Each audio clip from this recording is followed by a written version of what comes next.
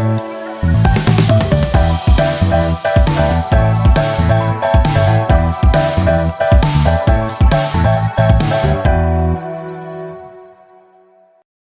दोस्तों, मेरे चैनल पर आपका स्वागत है।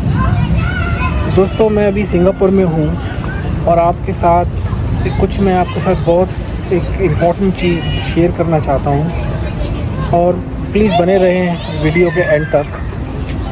तो दोस्तों, मैं सिंगापुर आया था फ्राइडे को और अब हमें 4 दिन हो जाएंगे। और जो मैंने देखा, जो मैंने समझा सिंगापुर के बारे में और हम हिंदुस्तानी जो हैं इससे क्या सीख सकते हैं, मैं उसके बारे में बात करूंगा।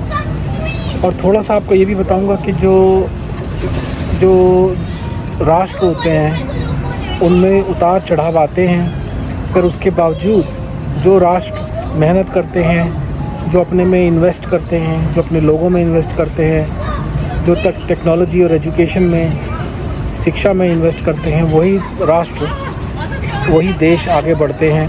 और उसमें सिंगापुर एक ऐसा ही देश है जिसने सारे उतार चढ़ाव देखे और आज वो दुनिया के सबसे अमीर तरीन मुल्कों में से है।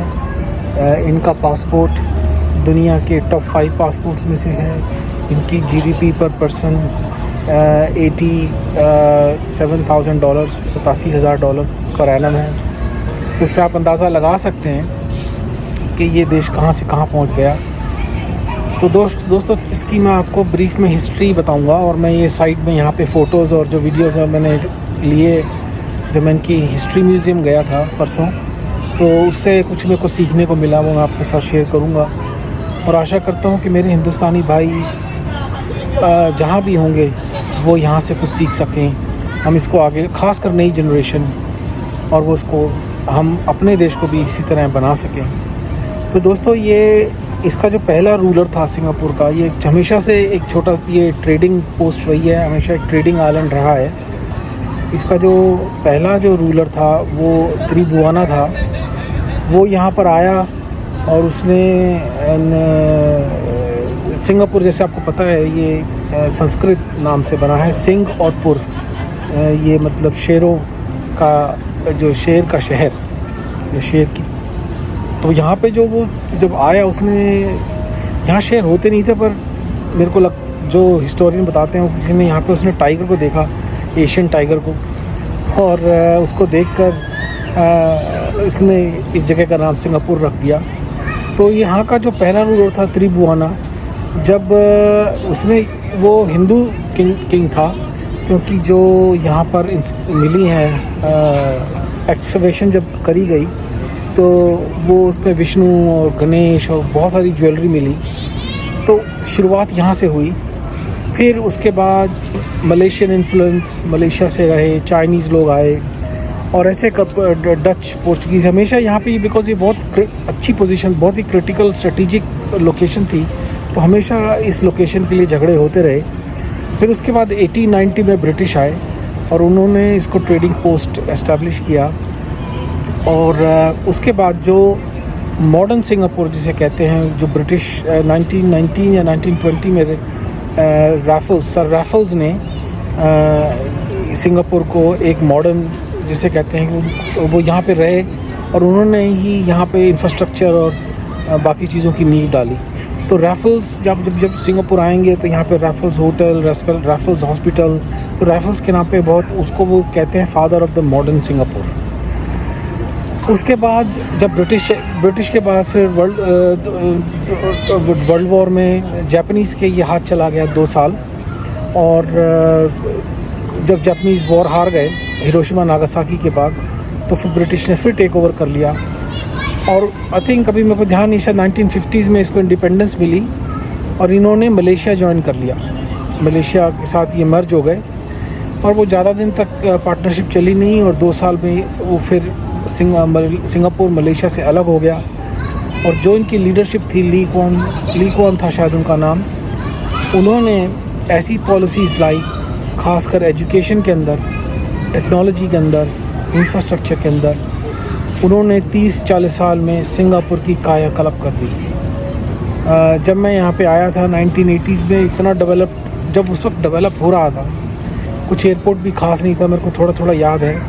और आज सिंगापुर एक दुनिया में एक एग्ज़ाम्पल है कि एक छोटी सी जगह जिसकी कोई ज़्यादा वैल्यू नहीं थी, उसको आज दुनिया में सबसे मतलब प्रॉस्परस नेशन बना दिया है। तो हमको सीखना चाहिए दोस्तों कि कुछ भी इम्पॉसिबल नहीं है, अगर हम करना चाहें तो हम कर सकते हैं। तो जब मैं यहाँ पे घूम रहा था, जब मैं आया तो इतनी ग्रीनरी देखी, साफ़ सफाई, कहीं कूड़ा करकट नहीं, कोई हॉन्किंग नहीं, कोई थूक नहीं रहा, कोई पेशाब नहीं कर रहा ओपन में, कहीं नहीं है, बिल्कुल बहुत साफ़ सफाई और बहुत ही कंट्रोल है हर चीज़ का। तो वाकई दिल खुश हो जाता है। बहुत स्ट्रिक्टनेस है यहाँ पे च्युइंगम बैन है दोस्तों, आप च्युइंगम नहीं लेके आ सकते हैं यहाँ पे। तो कहने का मतलब ये है कि अगर जहाँ पे विल होती है, इच्छा होती है, वहाँ पे कुछ भी पॉसिबल है, वहाँ हर चीज़ जो है हम प्राप्त कर सकते हैं। और इंडिया भी एक दिन बनेगा अगर हम इस धारणा से चलें, हम टारगेट रखें कि हमें भी ऐसा ही देश अपना बनाना है। पर उसके लिए हमें क्वालिटी एजुकेशन, टेक्नोलॉजी, उसमें फ़ोकस करना पड़ेगा। हमें अपने आप को ऐसे हिंदुस्तानी सुधारना पड़ेगा। हम बाहर आते हैं, हमें बाहर की चीज़ें अच्छी लगती हैं, पर हम अपने देश में जाते हैं तो हम अपने देश में फिर वही उल्टे सीधे काम करने लग जाते हैं। तो वो आदतें हमको सुधारनी पड़ेंगी। तो एनीवे, मैं ज्ञान नहीं बांट रहा हूँ, मैं तो वही बता रहा हूँ जो मैं देख रहा हूँ। जब मैं कंपेयर करता हूँ दूसरे देशों से अपने देश को, तो दुख भी होता है। और मेरे को ये पता है कि हमारी पोटेंशियल बहुत ज़्यादा है, बट फिर भी हम मार खा रहे हैं। तो एनीवे दोस्तों, मेरा छोटी सा वीडियो है, हिस्ट्री थोड़ी सिंगापुर की मैंने आपको बताई। बाकी मैं डिस्क्रिप्शन बॉक्स में भी डाल दूँगा। आई होप यू विल, आप उसको ज़रूर पढ़िएगा।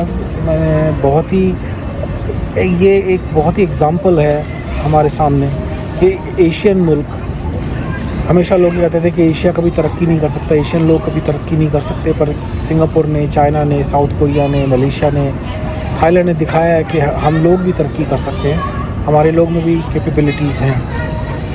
तो दोस्तों, मैं वीडियो सीरीज़ सिंगापुर की मतलब जब तक यह वीडियो आएगा मैं 2-4 वीडियो डाल चुका हूँगा। तो आप यहाँ नहीं आए तो आप ज़रूर आएँ। आई थिंक इंडियंस को सिंगापुर वीज़ा अराइवल पे है, आप नहीं, वह देख लीजिएगा, बहुत आसानी से मिल जाएगा आपको। और फिर एक बार आपको सिंगापुर का वीज़ा मिल गया तो फिर आप फ़िलिपीन भी जा सकते हैं, I think on arrival. But anyway, छोटा सा वीडियो आपके साथ जो मेरी ऑब्जर्वेशंस हैं, जो मैंने यहाँ पे देखा, वो मैं आपके साथ शेयर करना चाहता था। आशा करता हूँ ये मेरे विचार आपको पसंद आए होंगे। ये मेरे ओपिनियन है और इससे ज़्यादा कुछ नहीं। और अगर आपको कैसा लगा, आप क्या सोचते हैं, ज़रूर लिखिएगा, ज़रूर नीचे कमेंट करिएगा। और अगर आपने सब्सक्राइब नहीं किया है तो दोस्तों सब्सक्राइब करें, लाइक करें। छोटा यूट्यूबर हूँ अभी, मेरा इंग्लिश वाला भी है सिल्वर ट्रैकर, उसका लिंक भी मैं डिस्क्रिप्शन बॉक्स में डाल दूँगा। अगर आप देखें, उसमें मेरे काफ़ी वीडियोज़ हैं, आई थिंक 200 से ऊपर वीडियो होंगे उसमें, तो वो भी देखिएगा, उसको भी सब्सक्राइब कीजिएगा। चलिए फिर अगले वीडियो मिलते हैं। आशा करता हूँ ये वीडियो आपको पसंद आया होगा। टेक केयर दोस्तों, गॉड ब्लेस, जय हिंद।